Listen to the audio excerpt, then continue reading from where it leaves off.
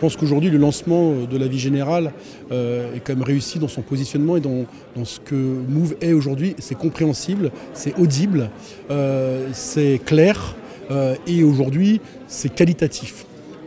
Après, il peut y avoir des discussions sur on n'aime pas telle forme de qualité ou une autre, mais globalement, les gens qui sont à l'écoute ou ceux qui font le travail d'écouter se rendent compte qu'on a une offre à la fois riche et complexe. Parallèlement à ça, ça nous a permis aussi d'avoir des retours, bien entendu, qualitatifs. On a eu des études quali qui ont été très bonnes.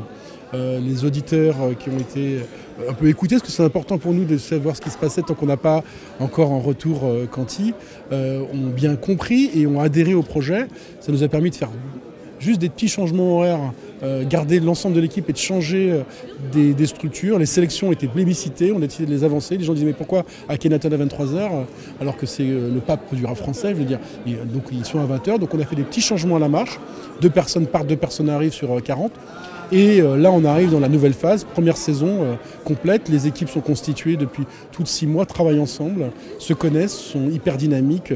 La rédaction a été entièrement renouvelée avec des gens qui voulaient absolument venir travailler à Move pour le projet. L'arrivée justement de Marion Lagarde et Nasser Magie sur un projet hyper innovant.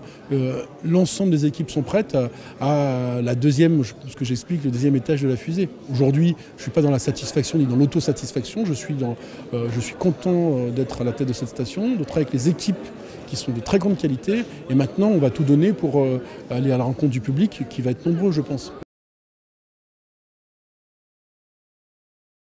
Aujourd'hui, après 6 mois, notre objectif maintenant, c'est de doubler notre audience. C'est-à-dire qu'on gravite autour des 0,4, 0,5, il faut plutôt faire un 0,8, 1. C'est réalisable parce que ça s'est déjà réalisé dans l'histoire de Move dans ses phases d'ascension. C'est un challenge à la hauteur des espoirs que Radio France porte dans ce projet. C'est essentiel que Radio France parle aux plus jeunes et le service public en général. C'est l'objectif pour lequel moi je me suis totalement engagé. Ce n'est pas irréaliste, on serait à 3 points, faire 6 points, ça serait irréaliste.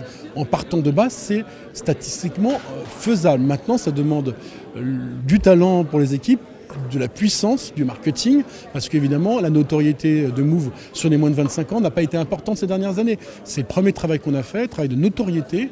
Là, on arrive dans un deuxième travail, un travail de transformation et d'explication clairement de notre distinction par rapport à nos concurrents directs, qui peuvent être des gens comme Skyrock, par exemple. Aujourd'hui, on a installé nos fondamentaux, qui sont une offre musicale forte, des personnalités à l'antenne qui sont des gens extrêmement crédibles et très bien perçus. On a une offre d'information, une offre d'événementiel, et c'est ça qui doit nous amener jusqu'au point. On avait quand même beaucoup de retard à Move, on n'avait pas de chaîne YouTube. Quand je suis arrivé, première décision que je prends, c'est on va pas arrêter Dailymotion, mais on va porter tous nos efforts sur YouTube. En 5 mois, 3 millions de vues. C'est rien. Mais c'est une dynamique qui s'est mise en place. Ne serait-ce que Willax, en 5 vidéos, 8 vidéos, on fait 600 ou 700 000 vues sur ces vidéos. Parce qu'on fait de la parodie, on fait des formats courts, puis là on lance plein de projets nouveaux. Très important. Donc évidemment, on va là où est notre public. Lancement de l'application mobilité, croissance sur Android, sur iOS. On va peut-être un jour profiter du développement de France Bleu pour cliquer à tout moment sur son mobile et pouvoir interagir à l'antenne. Mais ça, on n'avait pas la techno pour le faire. On va peut-être l'avoir. Autre chose très importante, on a créé des vraies synergies avec la télévision parce qu'on est dans le monde de l'image, on n'a pas les moyens, seul Radio France et en tout cas Move, de faire toute l'image qu'on voulait. Donc on a lancé le Move Live Show qui est un grand succès aujourd'hui, populaire, vous verrez sur le site l'audience des... Mais on l'a lancé avec Trace et un producteur qui filme le projet et qui le diffuse sur Trace. On avait lancé un projet Radio Vinyle qui existait depuis longtemps à Radio France, qui était... la découverte par des artistes de la plus grande discothèque d'Europe. C'est-à-dire que moi, je vous recommande à chacun d'aller voir cette discothèque. C'est un truc juste extraordinaire. 1,5 million de disques dans des 10 000 mètres carrés, c'est exceptionnel. Et on plonge les artistes dedans. C'est un projet qui existait avec plein de radios. Move s'est approprié ce projet depuis le mois de février avec Juan Massénia. On a fait 7 radios vinyles sur YouTube. Succès, on voit que c'est intéressant.